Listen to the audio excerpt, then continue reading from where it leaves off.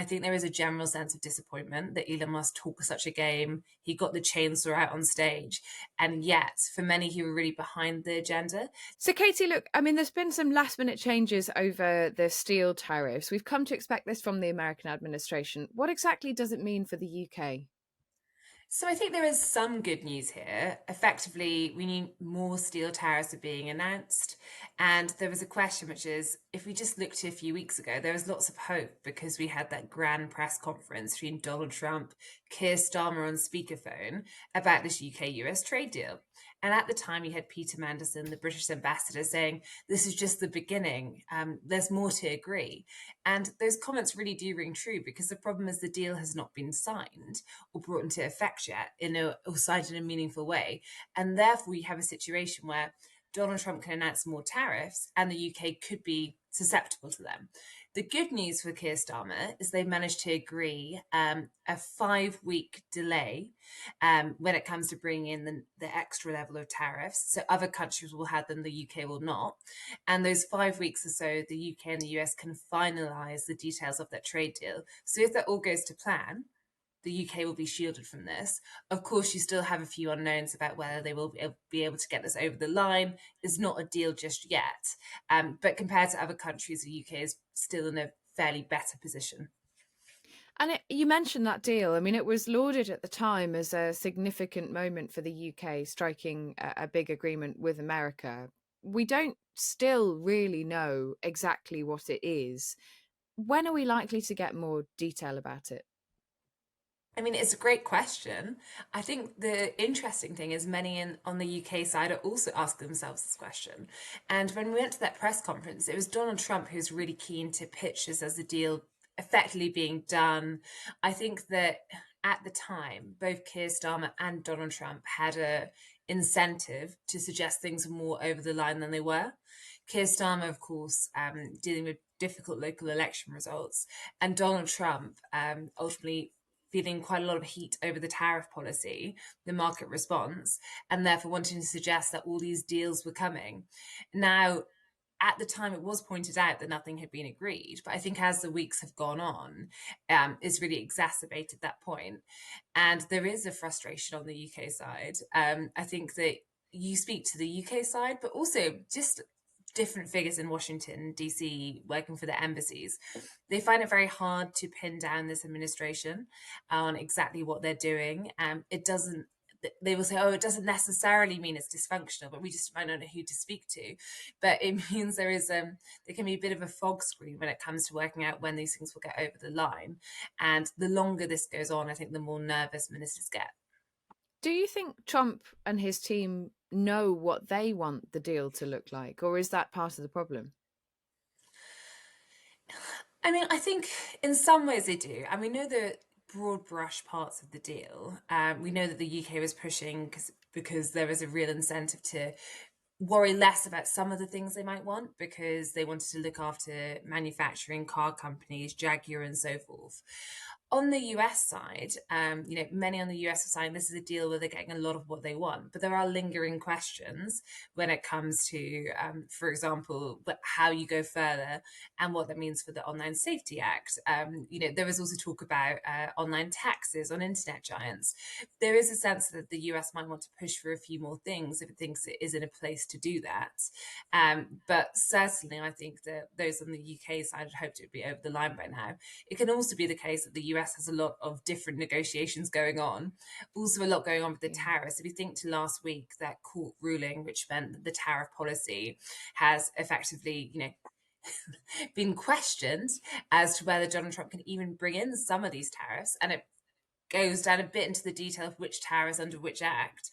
Now, they managed to keep them in place temporarily, but there is also this question as to whether Donald Trump's entire tariff strategy is going to be torpedoed by the courts in the coming weeks and months.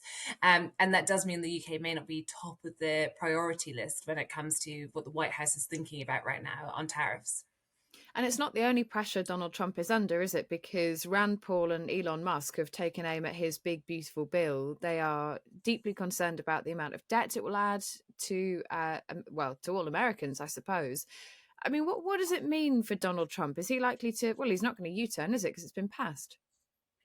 Well, it's now at the Senate stage, of course, and I think to that point, we knew that both Rand Paul and Elon Musk had criticism of the bill.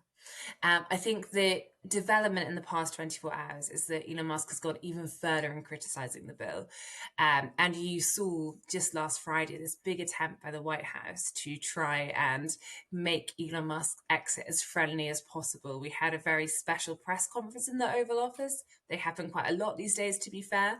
But we had the presentation of the Golden Key, which is a bit like a P-45 wrapped in gold in many ways. But there was clearly a sense that while many around Donald Trump are very happy that Elon Musk is taking a step back because they found him disruptive and difficult, they didn't want him to be, outside the tent causing problems. And therefore, the tweet today calling it a disgusting abomination, I think is a sign of problems to come.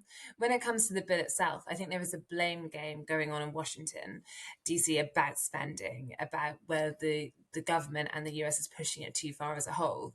Um, Elon Musk, I don't think, is completely free of that. There are many in the MAGA base, such as Steve Bannon, who spoke to me at the weekend for the Sunday Times, saying, actually, Elon Musk is as much the problem here because he suggested that he'd do these mass cuts in Doge, originally 2 trillion, nowhere near that right now, at least. And that lulled many in the Republican Party into this sense of security. They didn't have to make difficult decisions elsewhere. Mm. So I think that there are lots of theories doing the round, but the general sense is that the US economy is in a difficult space, and this bill could potentially make things worse in the long term. Do we know how much you mentioned that Doge is not likely to hit the numbers that Elon Musk was talking about? Do we know how much it is projected to save? So we've had different figures so far, but they're in the billions, they're not in the trillions when it comes to what has been saved so far. And initially, Elon Musk said 2 trillion, then it went down to about 1 trillion. And you still have figures such as the president himself saying, oh, we think we'll hit that in the long term. But behind the scenes, what's going on is the initial savings have not got anywhere close to that. And there's a question as to how Doge will function in the future. Donald Trump and his spokesperson suggested he is now the head of Doge. Secretaries of state could have more powers, but that is seen as a less confrontational way of doing it and may mean that the general mission is diluted to a degree.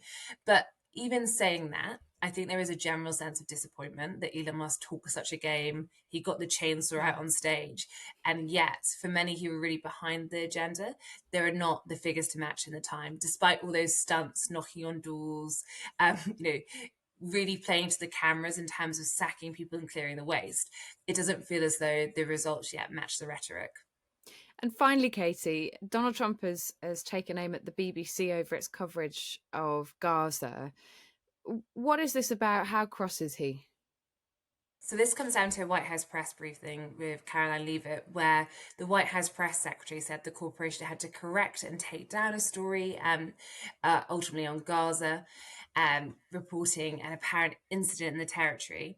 Since that briefing, the BBC have come out and said that this is false. This was never the case. So we are now in one of those. I think we've been here many times before, but grasp of facts conversations and fights between the White House and the mainstream media, the MSM, as many White House staffers would call it.